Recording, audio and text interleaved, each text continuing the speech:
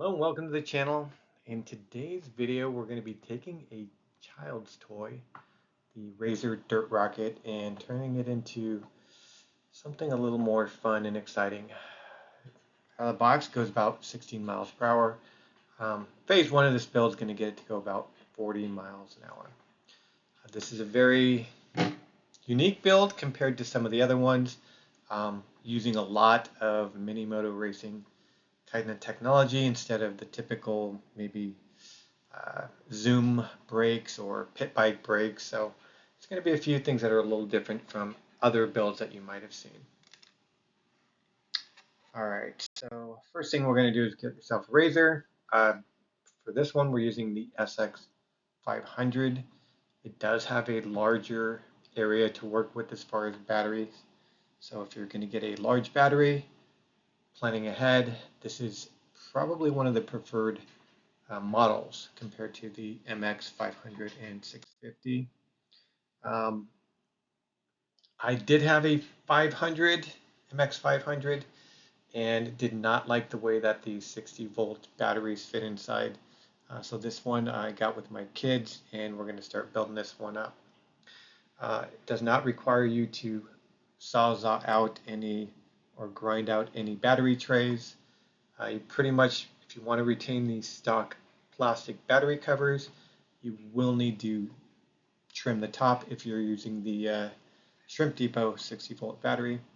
If you're using a traditional battery, square one, maybe smaller, more compact, you can get away with not modifying these stock battery trays or battery covers. This does come with 10-inch wheels front and rear, which is pretty nice in my opinion.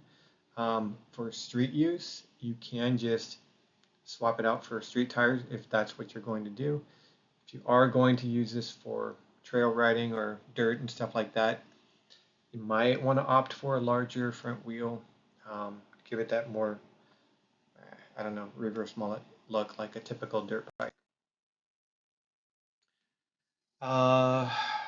Let's see, I'm going to be using this strictly for street.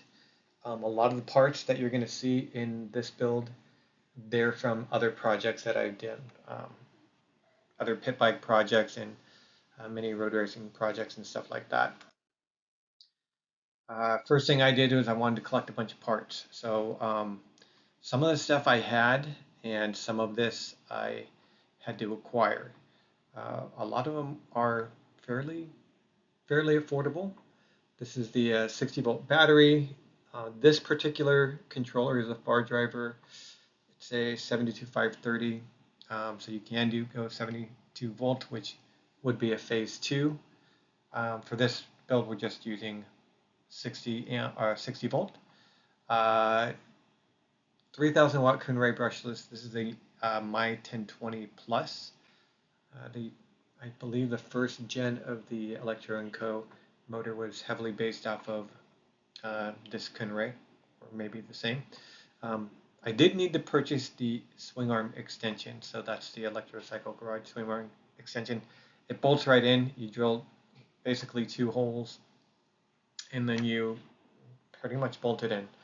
About as easy as it gets.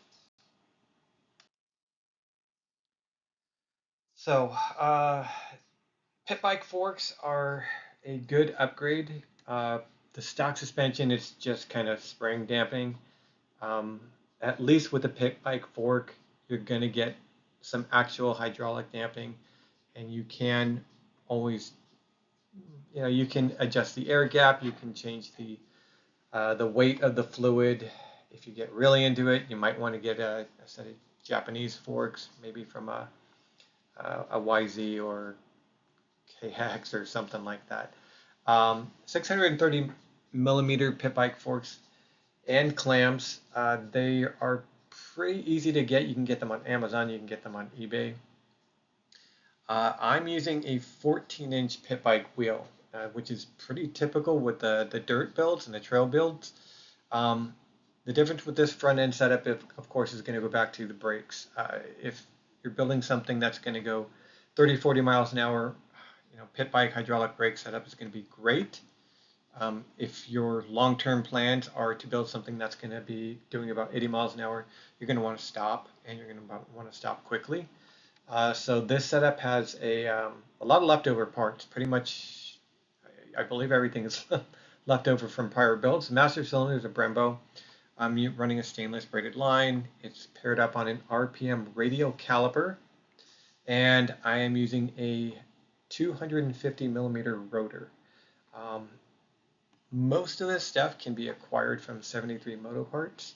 They do a lot of really cool parts for mini road racing. The Renthal handlebars, again, also spare parts.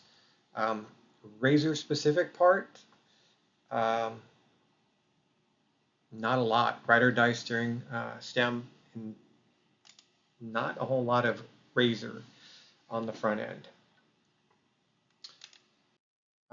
Next up on the rear, also going to be running 14-inch pit bike wheel. Gonna remain with the Kunray T8F sprocket. I did have to buy a rear sprocket from Rebel Gears. They didn't. I could have gone with one from another source, but I figured I'd just have one made because I was going to run a Socian on a different platform, and I sold that Socian motor, and I figured I might as well use the Rebel Gear sprocket that I have. It's a T8F, and it's 85 tooth. So it's going to be a good combination. I have to get the gearing dialed in with the front sprocket as well. I'll be running that through the calculator. Basic 190 rotor in the back, again, just parts that I had. So this is going to be a 1414 supermoto style setup. All right, so once you got all of your parts, or at least enough to get phase one of your build done, we'll start tearing everything apart. So the bodywork, the plastics, it all comes off with a couple of bolts. No big deal there. Then, if you can see, you don't have any trays to cut out like the MXs, so you don't need a grinder or a sawzall to start chopping out stuff to remove the batteries. Another shot, all plastics are removed. Now we're going to start peeling out the batteries and the controller. They're all right there, a couple of bolts hold everything down. It comes out quite easily. I saved these parts. I think I gave them to some guy for 20 bucks locally. He wanted to upgrade his kid's pocket mod or something like that. So all of this stuff here, this is all off of a working Razor.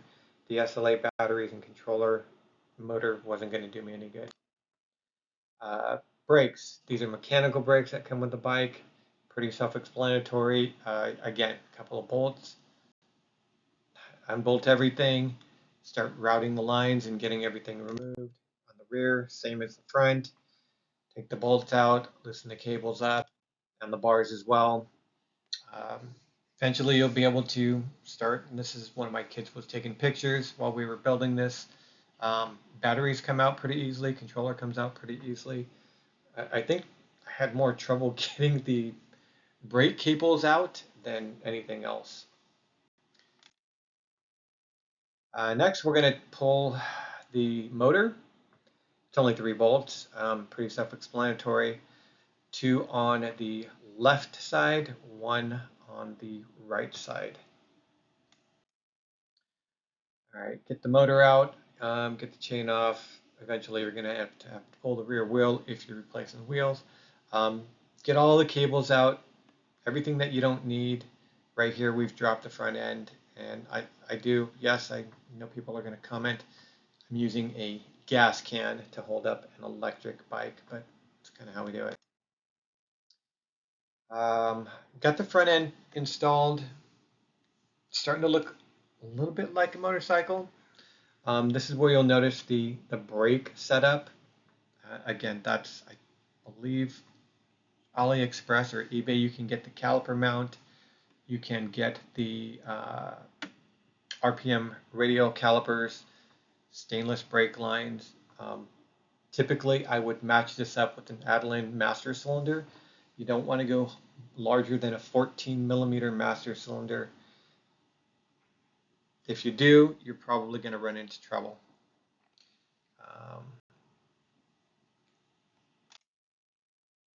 All right, battery. The shrimp battery goes into the SX frame quite easily. Swing arm extension. Basically, you pull the rear wheel, you put the two rear bolts in through the stock dropout, and that'll give you pretty much a place you'll be able to see and mark where to drill the forward holes. Drill those out, you throw the bolts through, and you're in business. It's as easy, literally as easy as drilling a hole in each side of the swing arm and attaching it with the 4 provided bolts. All right, there's, yep, one of my kids who this build is for, taking a break. Threw in the rear wheel, or at least set it in place just to kind of see what it's going to look like. Right here you can see the battery is not permanently mounted, it's just kind of sitting there with a zip tie and duct tape. That's going to be secured with Velcro straps before the build is done. And again, this is just phase 1 of the build where we're using the Shrimp Depot 60-volt battery. The final result is going to have one of my 72-volt Morge batteries. Controller was really, really big and bulky, this particular controller. So I did get it strapped in eventually and secured, and the battery covers did go back on, which kept it and got a little bit of space and protected those leads. Again, this is not a dirt project for me. This is not going to be ridden around in the rain or the mud. The most part, my kids are going to use it for casual riding. I might take it and change the Fardriver settings every once in a while and take it for a rip. But yeah, the battery was again just duct tape and zip ties. It did get some Velcro straps later on down the road. The motor dropped right into place. I didn't have any issues with that. It pretty much bolted right in. I do warn you, you may need to shim your motor from side to side or your wheel to get everything perfectly centered. For me, I dropped the motor straight in. It looked like it was pretty good when I got the wheel aligned. That did take some trial and error. Next, I did wire up the basic stuff: throttle, your red, green, black, direction, your 3-mode switch if you're running. They were pretty self-explanatory right off the Fardriver controller, and the controls that I did acquire, which were pretty basic stuff, all Amazon. After all of the basic stuff, your 3-speed, your direction, and your throttle are wired up, you can start moving on to more serious stuff. Again, more pictures of that. Connect the hall sensors. Don't forget that. The Kunray does have a temp sensor, so and it's a direct plug right into the Fardriver controller or harness. I always set the ignition later because I installed a key switch and wasn't exactly sure where I was going to put it, but definitely pull out this wire, your E-lock, and then you can hook it up to an on-off or your key switch or whatever your heart desires. If you run out of XT60 splitters like me, for testing, I basically used wire nuts and a ton of electrical tape for proof of concept, so to speak, make sure everything is going good, but it's pretty straightforward as far as hooking up the phase wires and the power to the controller. I just follow the color codes: red and red, black and black, blue to blue, yellow, yellow, and green to green. I did put a step-down converter in here because I do plan to put some lights on here and other accessories. There's basically the tracking of my Shrimp XT60 coming out.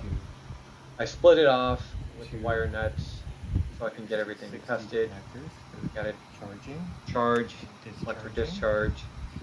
Then I'm going to plug that into the discharge. And there it is, everything wired up to the controller, and then also off the controller I have a wire down here to a step down converter, and this is going to allow me 6 ports to run whatever 12-volt accessories my heart desires. I lost a nut for the axle that came with the Electrocycle Garage swingarm extension.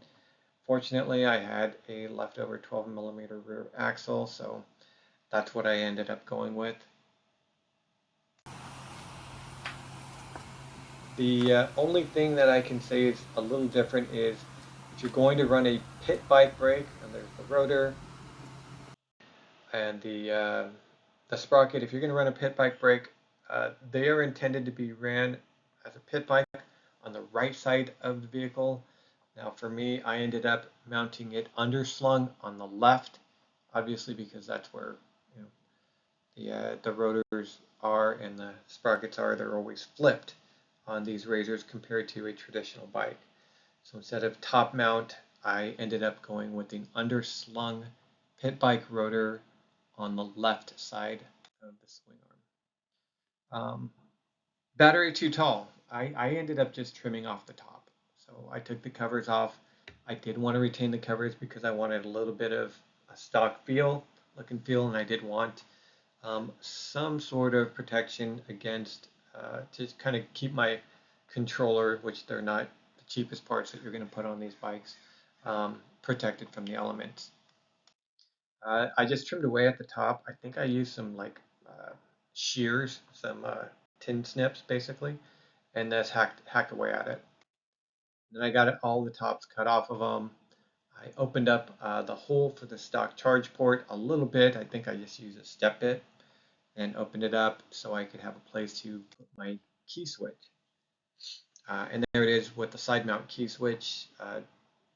Your preferences are going to differ. I kind of liked it just hanging out on the side.